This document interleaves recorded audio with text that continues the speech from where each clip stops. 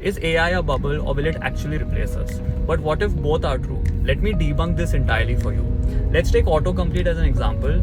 You start typing, your phone guesses the next word. AI does something similar, but it's learning from the entire internet and not just conversational text.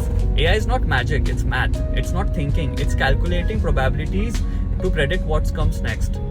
All images and text gets converted into numbers, and these numbers interact with each other to guess what will come after it.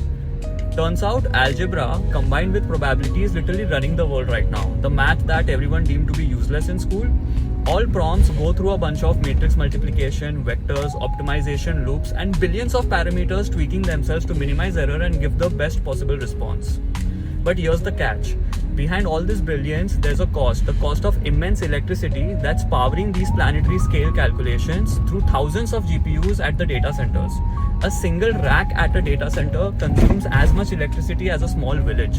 The combined electricity consumption of the data centers in the US alone is more than the total electricity consumption of countries like Finland, Sweden, Poland, etc. All this power means heat. To manage this heat, you require water for cooling. According to my research, 20 to 30 prompts is all it takes for consuming a liter of water required to cool these servers. It's not far-fetched to say that today my AI usage might have a bigger carbon footprint than my car. This is the hidden cost no one talks about. Coming to the real bubble cost.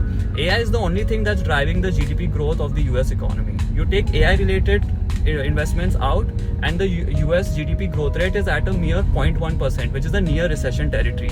No wonder this uncle is always panicking. Nvidia is valued at 20% higher than the entire UK economy.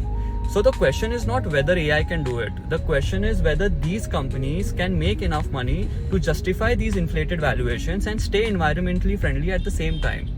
If not, there will be a dot-com style correction, and it will not just be the tech bros who will lose money, it will impact savings and funds worldwide.